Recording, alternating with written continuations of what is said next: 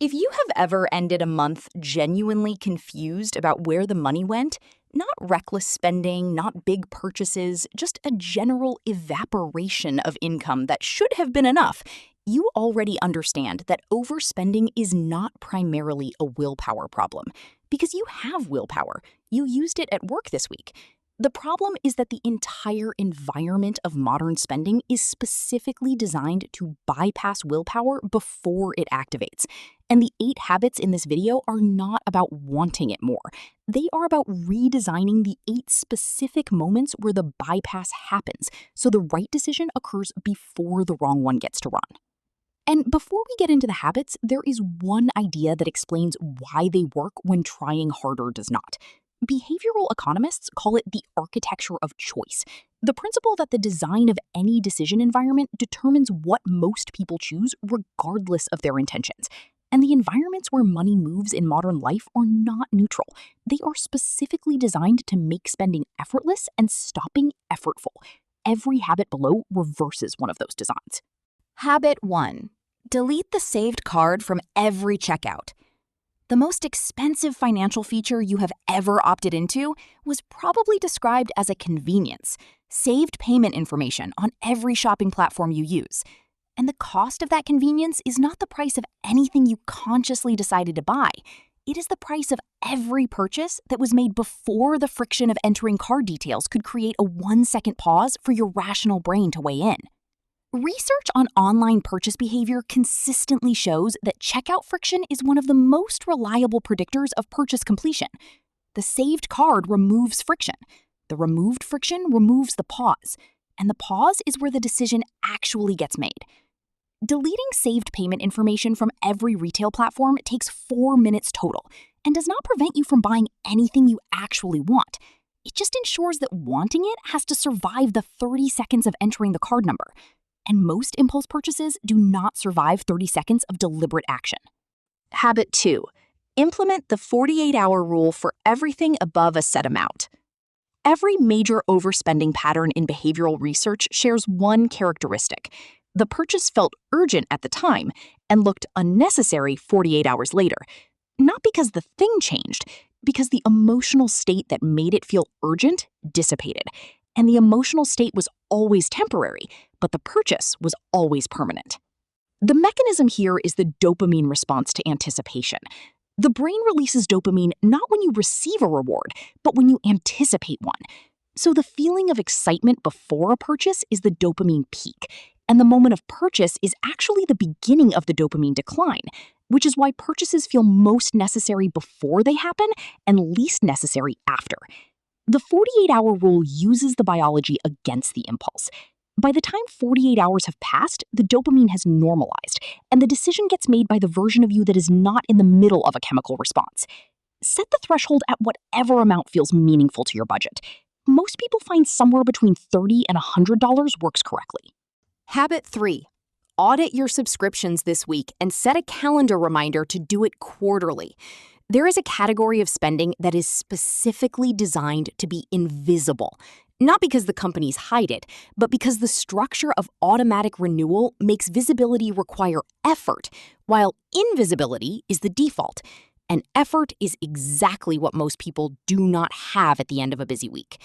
The average American household carries between 4 and 6 streaming and software subscriptions, with a meaningful percentage of households paying for services they have not used in over 90 days. The total annual cost of unused subscriptions in the average household sits between $300 and $600. The audit takes 20 minutes. You open your bank statement, find every recurring charge, categorize them as used in the last 30 days or not used in the last 30 days, and cancel everything in the second column. Then you set a calendar reminder 90 days from today to do it again, because subscriptions that were necessary 90 days ago are frequently unnecessary today, and the automatic renewal never asks whether anything has changed. Habit 4. Remove shopping apps from your phone's home screen. There is a specific behavioral pattern that most overspending research identifies as the highest frequency trigger for unplanned purchases. And it is not a sale email. It is boredom. The idle moment when the phone comes out and the app is there and the 3 items you were browsing last week are still in the cart with a low stock warning. The habit is simple, and it does not require deleting the app. It requires moving it off your home screen and out of your dock, into a folder on the 3rd page. The additional 2 seconds of access is not a meaningful barrier to an intentional purchase. It is a meaningful barrier to the reflexive one, because the reflexive purchase does not survive 2 extra seconds of intention. The intentional purchase does not care about 2 extra seconds. You are not preventing yourself from buying. You are making buying require a decision instead of a reflex. Habit 5. Track every transaction for 30 days, not to budget, but to see. Most people who try budgeting quit within the first 2 weeks, not because they stop caring, but because budgeting requires predicting spending before it happens, and most people's spending is too irregular to predict accurately. The budget fails the first week it is wrong, and the failure becomes a reason to stop. Tracking is different from budgeting. Tracking is retrospective. It requires no prediction and generates no failure. You spend what you spend, and you write down what happened. And the behavioral research on tracking is consistent across decades of study. People who track their spending without any additional intervention spend less than people who do not track. Not because the tracking creates rules, but because seeing the number creates awareness. And awareness creates a brief pause before the next similar purchase. And the pause is where the habit forms. 30 days of tracking with no budget attached changes the decision environment for most people more reliably than 6 months of budgeting with rigid categories. And if the environment redesign framing and the 48-hour biology have already changed something about how you are thinking about your own spending patterns, the like button is right there. It means this video keeps reaching the people it was built for, and I make it because I find it genuinely irritating that the advice most people receive treats spending as a character flaw rather than an environmental problem. Habit 6. Use cash for the 3 categories where you overspend most. There is a documented difference in how the brain processes cash payment versus card payment. Researchers call it the pain of paying, and the pain is not metaphorical. Neuroimaging studies show that paying with cash activates the insula, the brain region associated with physical pain and negative emotion. Paying with a card activates almost nothing by comparison. And the design of every retail payment system in the last 20 years has been specifically aimed at reducing that pain to 0. You do not need to switch your entire financial life to cash.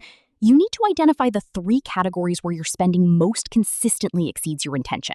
For most people in this audience, those categories are food, dining, entertainment, and shopping. And you withdraw a fixed cash amount for those categories at the beginning of the week. When the cash is gone, the category is closed until next week. No discipline required after the withdrawal decision is made. The constraint is structural, not volitional, and structural constraints do not require remembering to apply them. Habit 7. Unsubscribe from every retail email list this week. The most efficient pipeline from marketing budget to your bank account is the promotional email. And it is efficient specifically because it creates manufactured urgency. A sale that ends at midnight, a limited stock warning, a personalized offer that expires. All of these are designed to make inaction feel like a mistake. You have probably heard of the 30-day rule for purchases, but the email unsubscribe is the upstream version. It removes the trigger before the response can run. Unsubscribing from every retail email list does not prevent you from shopping at any store. It prevents those stores from having a direct channel to your attention at their chosen timing, with their chosen emotional framing. And the research on email marketing effectiveness is the strongest possible argument for unsubscribing. The click-through rates that retailers report internally are the proof that these emails work, and the proof that they work is precisely the reason to stop receiving them. The video on your screen right now might be more helpful for you, so click and watch.